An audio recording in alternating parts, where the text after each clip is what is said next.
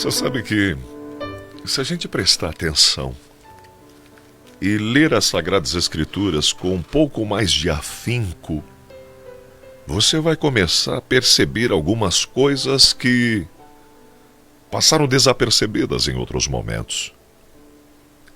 Nós temos uma vertente educacional que é chamado o Espírito de Profecia. É uma compilação de livros. Existe uma expressão chamada luz menor, que basicamente o Espírito de Profecia, autoria de uma escritora americana chamada Ellen White, elucida algumas coisas com maior riqueza de detalhes com relação à compreensão bíblica. Isso é extraordinário, mas eu não quero aprofundar esse universo não hoje. Mas nós temos falado tanto, eu estou lendo um livro ontem, li 10 capítulos assim, numa sentadinha, porque realmente é um assunto que me fascinou bastante. E eu estou buscando uma outra formação na minha linha de gestão de pessoas. E essa formação agora tem um enfoque chamado A Cura pelo Som. Você já deve ter ouvido falar a respeito disso.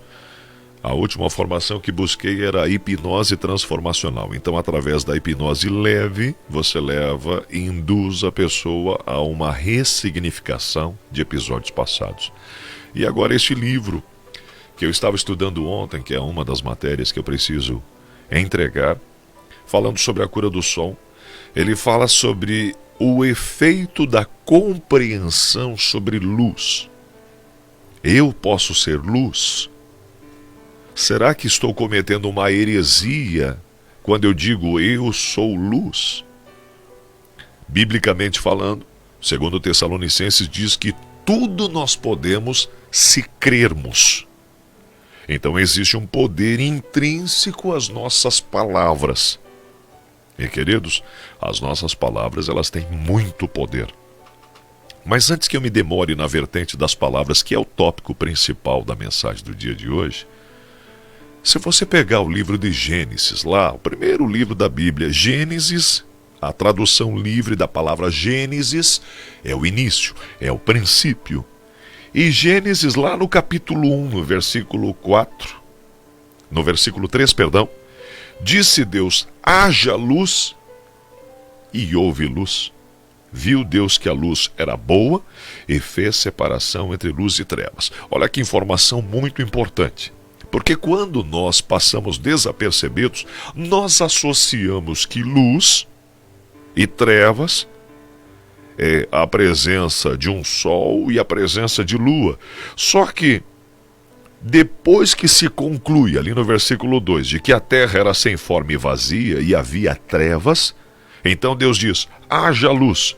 Só que impressionantemente, lá no versículo 14, que é no quarto dia, e disse Deus, haja luminares no firmamento do céu, para fazerem separação entre dia e noite. Sejam eles para sinais, e para estações, e para dias, e para anos. Olha que coisa interessante. No quarto dia, Deus criou o sol, e a lua, e as estrelas. Mas no primeiro dia, Deus criou a luz. Mas então que luz é esta? Deus criou a luz? Ou a luz estava ali e Deus determinou que ela surgisse? Se você vai para as Sagradas Escrituras, a Bíblia diz na primeira pessoa, Jesus Cristo, eu sou a luz do mundo. Olha que coisa bacana. Quem vive em mim não anda mais em trevas. Isso tudo é tão extraordinário porque o ser humano, ele é um tanto quanto patético às vezes, na busca por uma explicação, quando seria muito mais sensato apenas admitir, olha, eu estava errado. Não existe problema em admitir que se está errado. No quarto dia, Deus disse, haja luminares no firmamento do céu para fazerem separação entre o dia e a noite, e sejam eles para quê? Para sinais, para estações, inverno, verão, primavera, outono, para dias e para anos. Só que o ser humano ele tem uma necessidade de controlar as coisas, controlar as pessoas. Então se gerou um marcador de tempo. o tempo. E você se assustaria se você realmente tivesse compreensão de que você não faz ideia de que dia é hoje, de que hora é agora e de que ano estamos. A mesma Bíblia diz que para Deus um dia é como um ano é como um dia. Como compreendermos isso tudo com saúde mental, querido?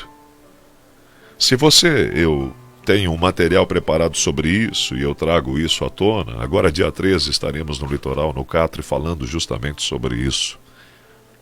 O tempo de Deus é diferente do nosso tempo.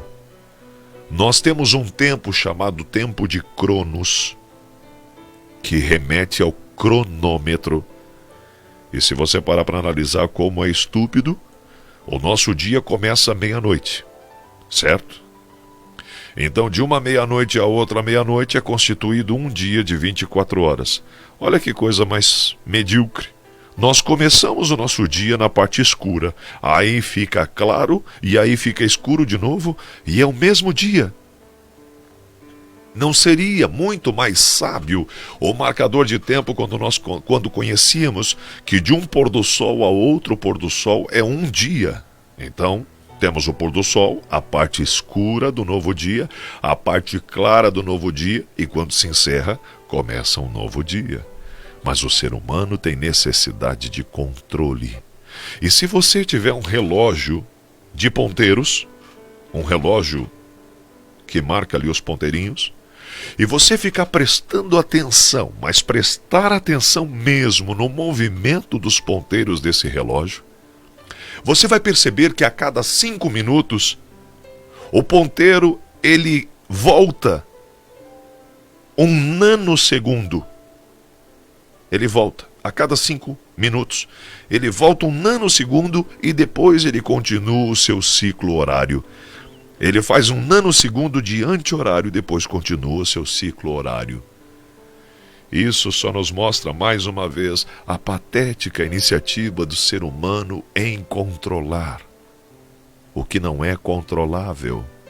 Pois Deus, lá no 4º dia da criação, Ele criou o sol, a lua, as estrelas, o astro maior para o dia, o astro menor para iluminar a noite. E Ele fez isso para tempo, estações, dias e anos. Que coisa extraordinária. E nisso entra em cena um enfoque que eu particularmente preparei para o dia de hoje, sobre o conceito das nossas palavras. Querido, eu dei um exemplo agora sobre algo que você não pode dominar. As pessoas reclamam porque não está chovendo. Consegue entender que o fato de você reclamar não fará com que chova? E as Sagradas Escrituras, em Marcos 11, 23 e 24, diz assim: verdadeiramente eu vos digo, se qualquer pessoa disser a uma montanha, vá, jogue-se dentro do mar, e não duvide em seu coração, mas acredite que o que eles dizem acontecerá, isso acontecerá para eles. Olha que coisa fabulosa. No entanto, eu vos digo, qualquer coisa que você pedir em oração, acreditando que já tenha recebido, isso será seu. O ser humano está descobrindo agora a lei da atração. Está falando como se fosse algo surreal. As Sagradas Escrituras já trouxeram essa informação há tanto tempo. Se você pedir algo a Deus em oração, acreditando que isso já é realidade, isso lhe será entregue, não duvidando no seu coração. Mas quantas vezes nós oramos com fé genuína, sem duvidar em nosso coração? Aí você conversa com as pessoas e você pergunta: como você está? E a pessoa diz: não estou boa não estou bem. Meu querido, se todas as vezes que você abre a sua boquinha é para dizer que você não está bem, acredite, você não estará bem. Se todas as vezes que você abre a boca você diz aos outros que você está doente, então você estará doente. Consegue entender isso? As pessoas chegam para conversar, elogiam você e diz: e aí, rapaz? Notei ali que você comprou um tênis novo, parabéns por isso. Mas as coisas não tão fácil não. Cara, tô quebrado. Se todas as vezes que você abre a boca para dizer alguma coisa, você diz que está falido, você vai estar falido. Consegue entender isso? Se você está sempre dizendo aos outros que tudo que você recebe pelo correio são contas, então tudo que você vai receber pelos correios é mais boletos e mais contas. O teu carro é uma matéria. Se todas as vezes que você abre a boca para dizer essa é uma lata velha, só dá problema, só incomoda, consegue entender que as tuas palavras têm poder? Consegue entender isso? É chegado o tempo de eu e você começarmos a falar intencionalmente as nossas palavras, com frequências bem específicas. Queridos, nós temos 7 frequências disponíveis no universo. Uma frequência te faz refletir, outra frequência te faz curar, outra frequência te faz despertar, outra frequência te faz atrair abundância, e são extraordinárias.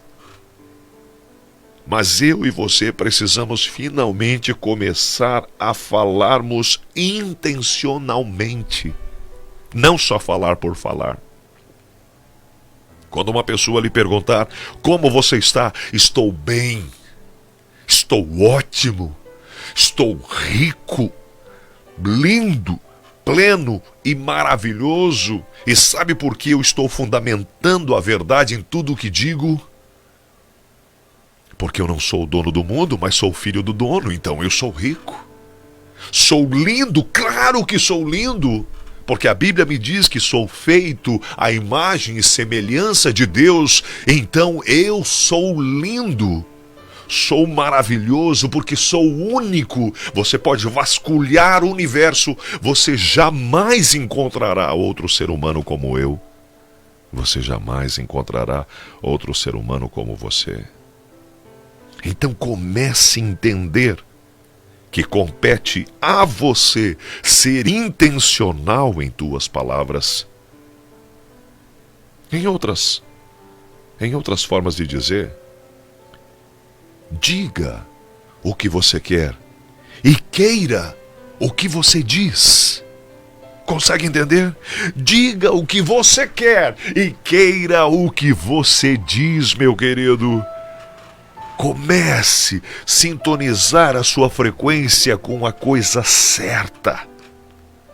Você ligou a sua TV, ligou a sua Netflix, começou a passar um filme que é tiroteio, mata todo mundo e não sei o quê. Essa não é a frequência que você quer alinhar, então mude isso, meu querido, mude. Porque se a mente despertar, você vai começar a perceber coisas que antes você não percebia. E a partir deste momento, compete a você decidir ser consciente do que você fala. Não fale mais por falar. Seja consciente no que você diz. Hebreus 11, versículo 1 diz assim, que a fé é o ato de crer como verdade aquilo que ainda não se materializou. Você não faz ideia de quantas vezes eu já coloquei o meu cartão Black Diamond no painel de um banco eletrônico e ali eu vi 7 dígitos na minha conta. Isso na minha mente. Você não faz ideia de quantas vezes eu fui me deitar com dores e eu apenas pensava, quando eu me levantar não sentirei nada. Mas você acha que eu duvidava isso no meu coração? Não, eu já agradecia, porque isso é real. As palavras têm poder, meu querido, e é por isso que eu cuido das músicas que rodam neste programa, eu cuido da energia que entrego neste programa, das palavras que falo a você neste programa. Porque as palavras têm poder. Decida a partir deste momento falar de forma consciente. Não reclame. Não fale nada negativo. Mas não esqueça de um detalhe muito importante. Tudo o que você quiser é possível, se você tiver uma fé tão inabalável que no seu coração não haja nenhuma margem de dúvida. E talvez você diga: eu não tenho fé, eu não tenho fé. Ótimo! A Bíblia também diz: se alguém tem carência, peça a Deus. Então você, meu querido, nesta manhã tem a oportunidade de dizer a Deus: Senhor, aumenta a minha fé. Feche teus olhos, querido Pai. Que extraordinário é perceber que o Senhor, no seu infinito amor, tem nos entregado algo que nós sequer imaginávamos. O Espírito de profecia afirma que nos últimos tempos o conhecimento se multiplicaria e as pessoas por muito tempo exerceram a crença de que esse conhecimento era tecnológico, era outras ramificações, mas não, Senhor. É o conhecimento sobre Tua palavra, sobre Tuas verdades, sobre o Teu amor, misericórdia, luz. É sobre isso que nos últimos tempos se multiplicaria e eu te louvo por ver isso acontecendo na minha geração. Pessoas extraordinárias estão descobrindo verdades absolutas na Tua palavra. O ser humano, na sua patética necessidade de sobrepujar os demais, tendo o controle das coisas, se perde tanto sem perceber que o Senhor, o Criador, nos criou para um propósito: vivermos a essência do que Tu idealizaste. Vivermos tendo a capacidade de atrairmos o que quisermos. Se o nosso coração estiver pronto e não houver nele uma margem de dúvida sequer, o extraordinário se realiza. Obrigado, Senhor, por nos dar tal capacidade. Mas pedimos: aumente a nossa fé. Nos concede, Senhor, a oportunidade de ver o Seu agir em nossa vida. São bênçãos que eu peço e sou grato, em nome do Teu Filho amado Jesus Cristo o justo, hoje e sempre. Amém. Meu querido, tudo é possível. Tudo é real. Mas antes, você precisa crer. Então nessa hora diga: Senhor, eu creio. Preciso molhar os pés para que o milagre aconteça e tocar suas vestes para sentir o seu poder. É preciso erguer bem alto o machado para que o sacrifício apareça e esperar por muitos anos até que a chuva desça. Para atravessar o mar, coloque o pé na água para chegar ao outro lado. Você precisa acreditar. Deus quer abrir o mar pra você, mas antes você precisa crer.